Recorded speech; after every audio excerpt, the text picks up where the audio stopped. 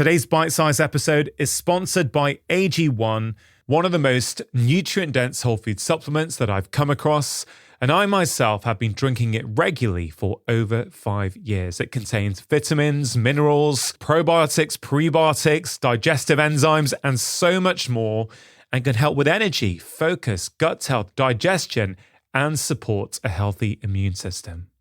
If you go to drinkag1.com/live more, they are giving my listeners a very special offer, a free 1-year supply of vitamin D and 5 free AG1 travel packs with your first order. See all details at drinkag1.com/live more. Welcome to Feel Better, Live More Bite Size, your weekly dose of positivity and optimism to get you ready for the weekend. Today's clip is from episode 260 of the podcast with Oliver Burkeman, journalist and author of the fantastic book, 4,000 Weeks, Time Management for Mortals. Now, Oliver believes that many of the productivity hacks that we learn are a delusion. Time management does not mean becoming more productive, it means deciding what to neglect.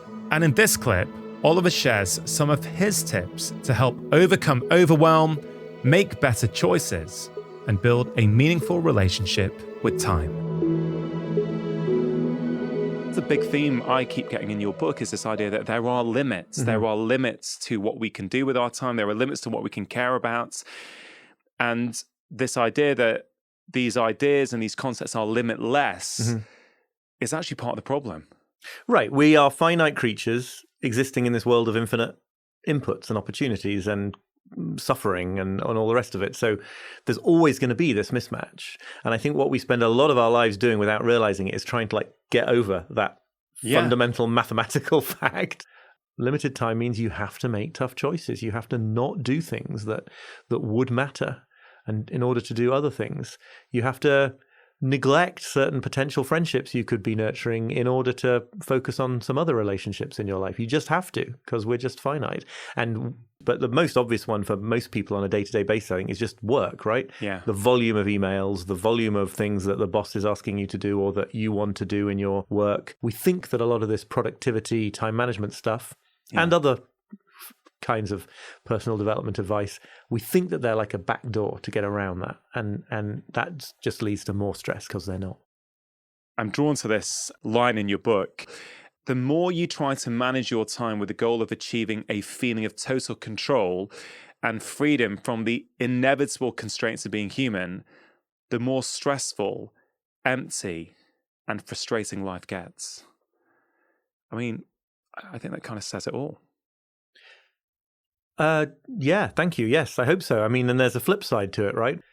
What that implies is that when you can ease up on that desire for control and for this kind of unrealistic control, that's when you really do step into a kind of real agency. That's when you can do meaningful and joyful and cool things with your life, right? So it's not just a matter of this thing you're trying to do is impossible, give up, live life in despair because there's no point. It's like, no, that's the bit that if you can drop that, or at least somewhat drop that sort of constant, worried, anxious attempt to bring the world under your control so you can feel okay about it. If you can let go of that, that's when you can really plunge into life and do stuff that counts and that matters to you, because you're no longer wasting all your time and attention on that pointless quest.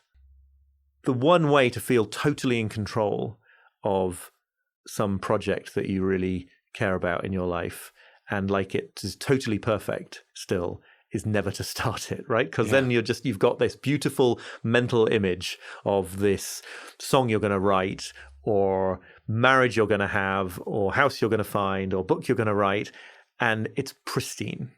It doesn't need to, nothing can go wrong with it as long as it is completely unreal. Yeah. And then the moment that it actually starts being created because you're doing something in the real world, in one way or another, you're going to run up against the inevitability of imperfection and limit. It's going to be hard, or it's going to be uncertain, or it's going to be a little bit less than the perfect image you'd had of it or something. And that's just baked in to bringing it into reality. So then I think it becomes very tempting for people never quite get started on things because it feels nicer and Yeah. more powerful in a way. If you feel more powerful while you haven't like let it out into the world, it's a bogus kind of power because obviously you haven't done it. And you've also got that sense of control. Yes, there's a writer who I quote in the book, David Kane, a Canadian writer and blogger whose work I really admire, who makes this point that like when you think you have like 3 hours to complete some project, or say you got to tidy the house and you've got half an hour to do it or something, you don't really have 3 hours or have half an hour. What you mean is you expect it. It means your best guess in the present moment now is that nothing's going to get in your way until the 3 hours when the next thing's going to happen. And that's actually a really deep contrast, that notion of like actually having time versus just saying, no, I expect it. I'm here in the present moment and I believe that things are going to unfold in this way in the future. But none of us have any control over the future, like true control. And so because we want that control, because we want to be limitless about in that sense as well, in the sense of being able to like dictate what's going to be happening, that's just a constant recipe for anxiety because our desire to control the next moment is rubbing up against the absolute knowledge that actually you can't. So, if you're a sort of chronic worrier about trains and travel related things, which I definitely have some experience of, you sit there in the present moment, like hoping that you're going to get to the station on time or hoping that the train's going to arrive on time. And it feels in that moment like once that thing happens and it's on time, you're going to be able to relax.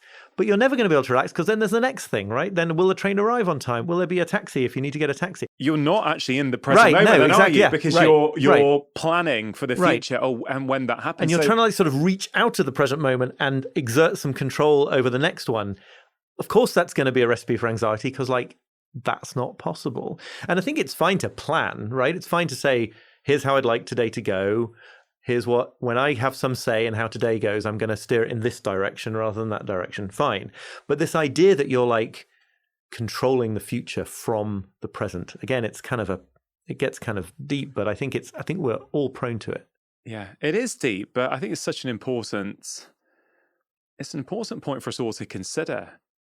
The whole notion of the sort of resource view of time, the idea that there's me and then there's some time that I have, a little bit like some money that I have or some physical possessions that I have or something, that it doesn't quite work and it leads us into some strange places because actually, we don't have time in that sense, right? You just get one moment at a time. You can't actually put time aside. You can't pause time. You can't decide to not spend the next minute of your life. Like you're just living it. You're just in it. It's a fairly involved argument at that point in the book, but I think that the basic point here is just that if you try to take this attitude of making the best use of something, when in fact it's more like you just are a portion of time in some mysterious way, right? Let me see if I can convey this. It's like you're trying to get sort of on top of your own life. You're trying to be like the air traffic controller of things somehow.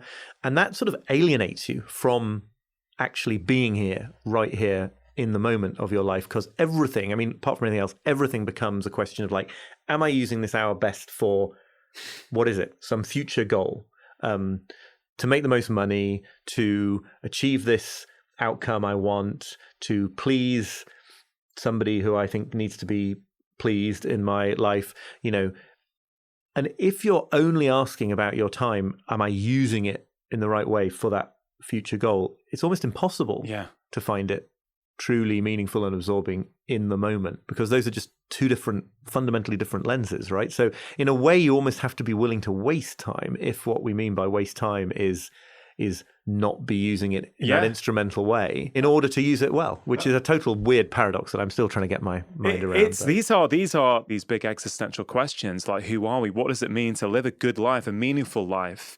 I love that idea that if you're constantly analyzing and seeing, am I using my time well? Yeah, you're not in your life. You're outside of your life looking in, which can have value from time to time. But if that's the kind of, if you're spending all of your waking hours like that every day, you're never in your life and actually experiencing it. I want to talk about this concept of wasting time, because wasting time, I think, is what we say in reference to what we think we should be doing with our time, which is maximizing and every moment of it. Mm-hmm. And actually, some of the most pleasurable experiences when we actually, by society standard, are wasting time doing nothing, staring at the birds. Yeah. Because then we feel we're wasting time. That means we're wasting our lives. Yeah. And therefore, we should be doing more. But actually, those little moments where you do waste time, well, that's kind of what life's about, isn't it? No, I think so. Language gets in the way here, right? Because wasting is a bad thing almost by definition. But actually, we've come to define using time well in a way that excludes lots and lots of really pleasurable and enjoyable and meaningful experiences. Again, I think where we use that word is we judge experiences that aren't leading somewhere, right? So we think of a day being wasted if I haven't sort of made progress towards my various goals that are in the future. And that's important. I mean, of course, everyone has some kind of outcomes that they're working towards. But if you define every moment that doesn't add up towards those outcomes as wasted, then you're going to miss the very substance of like being alive. And no, totally. It always reminds me, I don't know if this is quite the right parallel, but like, it's almost this idea that once you stop focusing on where you're getting, you actually have a fuller experience. It always reminds me of my experience, and I feel like half the people I ever have this conversation with about doing a driving test, where like about half the people I've ever discussed this with say that it was only after they were absolutely convinced they'd failed because they screwed up in the first few minutes of their driving test that they were able to like relax into their driving test and pass it and do really well. It's a very common experience with driving tests. And it's just this notion, I like it because it really speaks to this idea that like sometimes you need to not be trying to make the most of an experience or to achieve a certain outcome in order to just like be most sort of relaxedly in it. And then you find, as in the driving test case, that you also do accomplish things in those moments. So like, you're probably watching the birds or the flowers or something, and you do get a really good idea for some piece of work that you've been like stumped on, right? But only because you weren't really trying to do that. There are limits. There's no way to perfectly spend your day. Maybe that's the myth that we're sold these days, which is why your book is such a welcome antidote to that. It's kind of like, that doesn't exist. No one is spending the perfect day. Yeah. Yeah, I think perfection, pretty much by definition, perfection doesn't exist in reality. And that is at the core of all of this, right? So how come you're not a perfectionist anymore?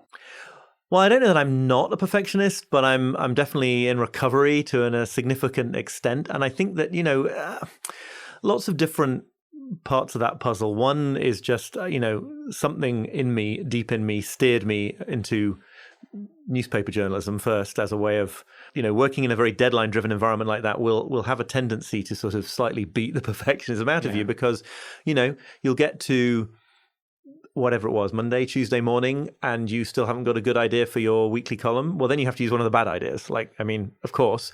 And what you learn after a while bears very little resemblance to the output anyway. Like very often the bad ideas are the best columns. Very often the columns that I thought were least good were the ones that people seemed most excited by. It's like, just don't know. I've got no idea. So you might as well just do it. That was part of it.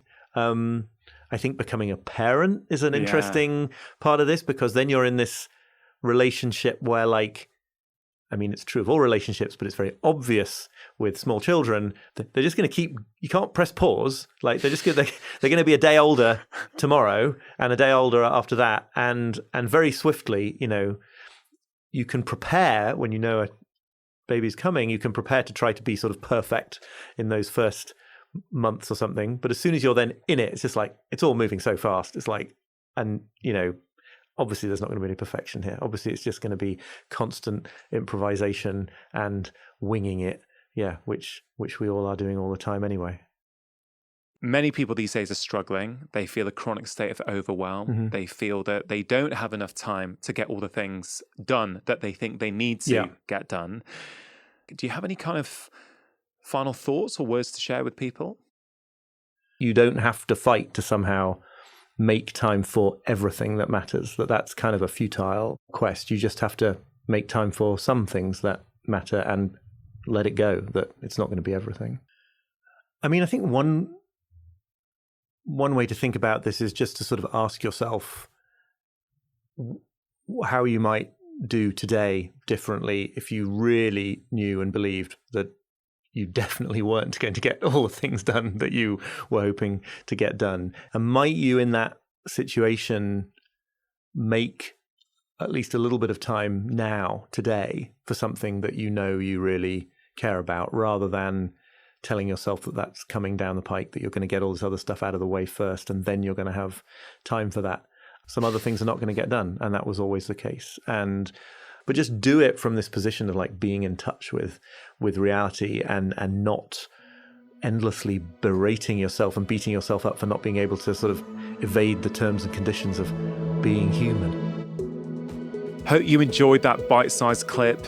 Hope you have a wonderful weekend, and I'll be back next week with my long-form conversation on Wednesday and the latest episode of Bite Size next Friday.